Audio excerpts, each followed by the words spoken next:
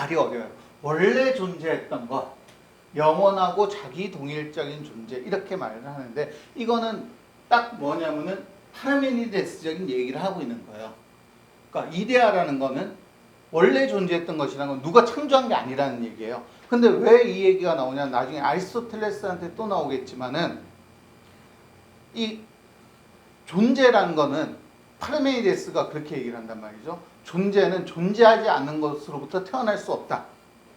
그렇다면 존재는 뭐냐면 애초에 누가 만들어낸 게 아니라 원래부터 있었던 것. 처음, 그래서 흔히 하는 얘기로 처음 이전부터 있던 것이라고 얘기한단 말이에요. 그래서 영원하다라고 얘기를 하는 거고, 자기 동일적인 존재라는 거는 그러니까 뭐가 없는 거냐면 대립자가 없다는 개념이에요. 대립자가 있으면은 이 대립되는 것은 서로 간의 대립 관계에 의해서 변화가 돼야 되는데, 원래 우리가 얘기하는 이데아나 아니면 일자나 아니면 아페이로는 변함이 없는 항상 일정한 이런 것이기 때문에 자기 동일적인 존재다라고 얘기를 한다 이거죠. 그래서 이런 이데아가 있는데 신은 이데아를 모사하여 세계를 창조했다라고 얘기를 해요. 근데 여기서 중요한 게 신이라는 얘기가 나오는데 이때 신은 되게 애매한 위치를 차지하고 있죠. 종교에서 얘기하는 신이 아닌 거죠. 왜냐하면 종교에서 얘기하는 신은 이 세상을 스스로 창조하는데 자기 자신의 모습대로 창조하는 거거든요.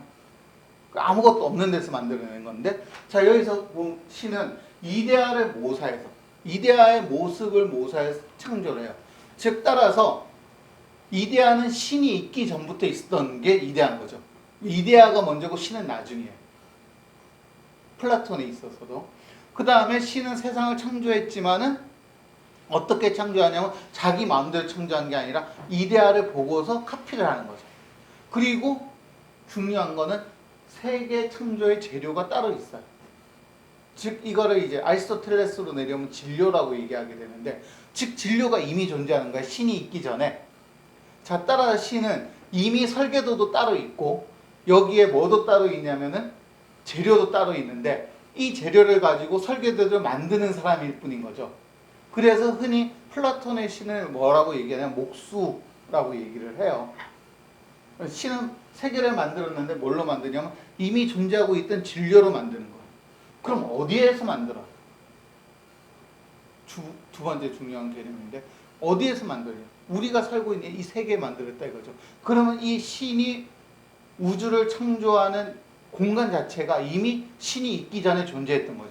즉 어디라고 얘기하는 것도 존재하고, 이거를 흔히 코라라고 얘기하는데 나중에 보면은 아리스토텔레스가 이 코라라고 얘기하는 것은 좀 아리스토텔레스가 플라톤에서 이제 인간계를 창조하는 장소를 코라라고 얘기를 하는데 이 코라도 나중에 따로 좀 얘기를 할 겁니다. 장소도 따로 있고 재료도 따로 있고 설계도도 따로 있는 거예요. 그러면 신은 여기에서 하는 일은 정말 이것저것 짬뽕해서 설계도를 만드는 일만 딱 하는 거죠. 신이 하는 일이 별게 없어요. 물론 우리도 그건 못하겠지만은 어쨌건 그리고 나서 더 웃긴 게 플라톤의 신은 그걸로 끝인 거예요. 세계를 창조했어. 그러고 나서는 하는 일이 없는 거야. 예. 그리스 로마 신화에 나오는 그런 신들 아무 상관이 없어. 이 플라톤이 생각하는 신화 완전히 다른 거예요. 완전히 다른. 그러니까 플라톤이 그러니까 그리스 로마 신화에 나오는 신은 그러니까 이 자연 철학자들한테는 계속 비웃음만 샀는. 그러니까 전에 또 그 얘기 하지 않았었나요? 누구 얘기하면서 헤라클레이토스가 그 그리스 로마 신화에 나온 신들을 비웃었다고, 세상에 그런 게 무슨 신이야 뭐 이런 얘기를 했던 것처럼 이런 역사 전통은 계속 면면이 내려요. 그러니까 이 자연 철학자들은 그리스 로마에 나오는 신을 뭐라고 얘기하는 다이몬이라고 보통 얘기를 하거든요. 근데 이때 다이몬은 뭐냐면은 이제 인간보다 조금 능력이 있는, 마치 이제 마블 코믹스에 나오는 슈퍼히어로 정도쯤 되는 애들이에요. 그러니까 신에 좀 더 가깝게, 유일 신에 좀 더 가깝긴 하지만 그런 정도는 아니고 여럿이 있고 그냥 세계를 창조한 것도 아니고 그냥 세계 안에 있는 존재인데 인간보다 능력이 조금 더 출중한 이런 존재로서 다이몬을 얘기하는데, 이 다이몬에 대한 얘기는 다른 식으로도 많이 나와요.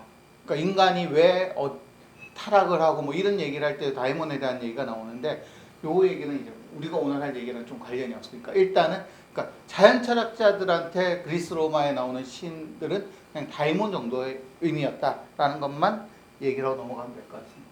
그래서 플라톤이 이 현실계 현상을 만들었는데 이 만들어지는 현상 자체는 어떤 거냐면 이데아에 대한 모사일 뿐이었고 그 이데아 자체는 뭐냐면 애초에 신이 개입할 여지도 없는 거죠.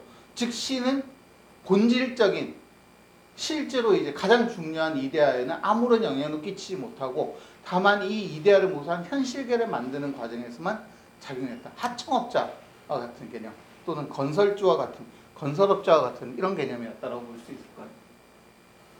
자, 그래서 이제 세계를 만드는데 여기서부터 이제 중요한 두 가지가 나옵니다.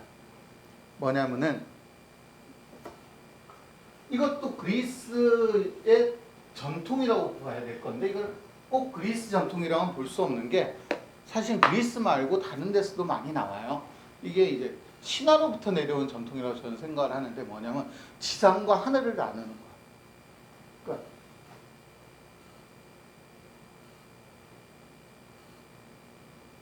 흔히 우리는 지금은 우주라고 표현을 하고 지상이라고 표현을 하는데 옛날에 우주라는 말이 없었을 때는 우주라고 표현을 안 했겠죠. 그죠? 그래서 이제 뭐 천상이라고도 표현을 하고 또 어떤 경우에는 하늘이라고도 표현을 하고 뭐 이런 식의 여러 가지 말이 있었을 거예요. 근데 어쨌건 이 위쪽과 아래쪽은 뭔가 다른 세계인 것처럼 신화에서도 얘기를 많이 하고 그 다음에 다른 이제 나라에서 다른 지역에서도 저런 얘기를 많이 하는데 그리스도 마찬가지였다 이거죠. 근데 가장 큰 차이가 뭐냐면은 하늘은 항상 일정한 형태를 지니고 즉 항상성을 보이고 있는 곳이었고 지상은 변화무쌍한 곳이었다는 거예요. 이거는 이제 뭐 철학적으로 고민하고 이런 문제는 아니고 그냥 봤을 때 바라봤을 때 그러니까 하늘에도 물론 별이 뜨고 달이 지고 뭐 이렇긴 하지만은 꾸준히 이제 좀 오랫동안 관찰을 하다 보면은 하늘의 변화는 일정한 주기를 가지고 항상 일정하게 이루어지는 이런 것들인데 지상에서도 물론 일정한 변화는 있어요. 계절의 변화라든가 이런 것처럼 일정한 변화는 있지만은 그렇지 않은 부분들이 훨씬 더 많은 거죠.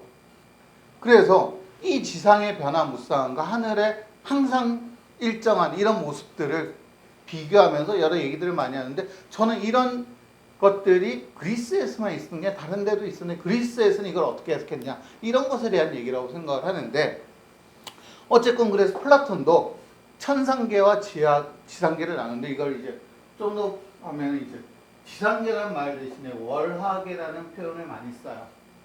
달 아래 세계다라는 얘기죠. 왜냐하면 달이 우주 공간과 지상을 나누는 기준점이라고 얘기를 하고 있습니다.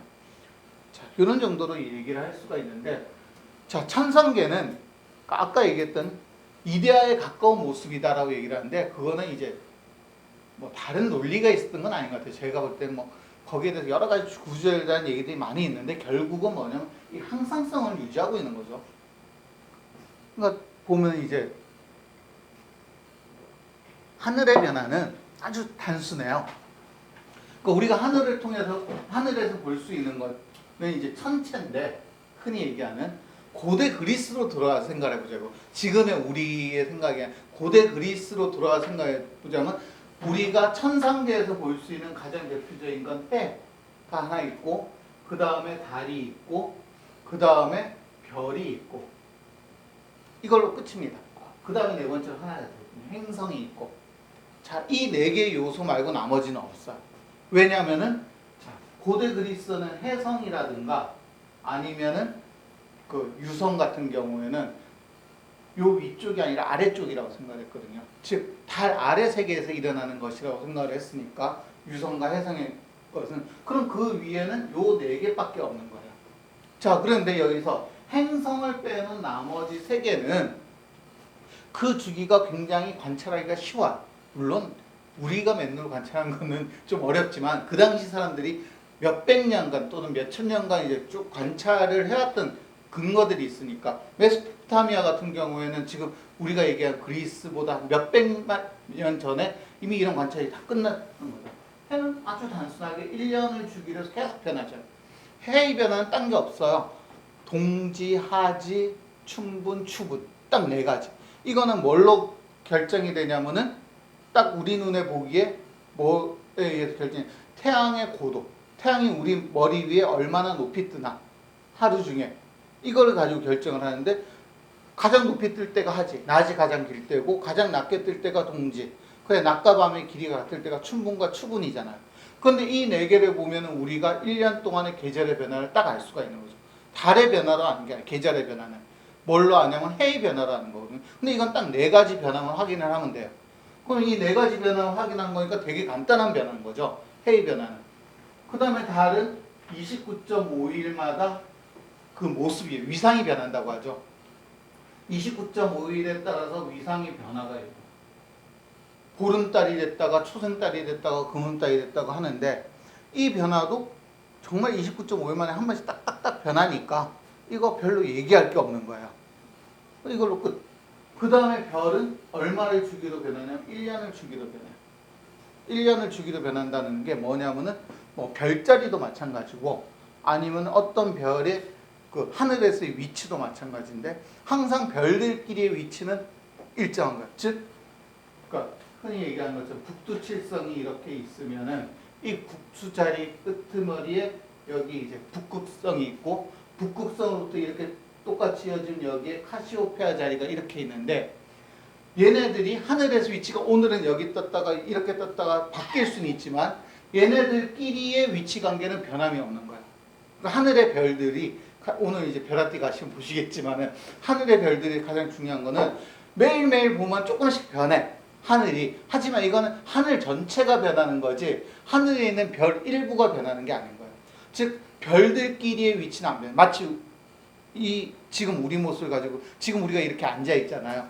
그럼 우리 전체가 서로 간의 위치 관계는 안 변하고 요 전체가 커다란 돌림판이 있다고 생각해 보세요. 그럼 돌림판이 이렇게 쭉쭉쭉 움직이면 위치가 조금씩 변화되지만 돌림판 안에 있는 우리는 변하지 않는 것처럼 하늘에 있는 별들도 이렇게 돼 있다는 얘기죠. 여기서 천구 사상이 태어나요.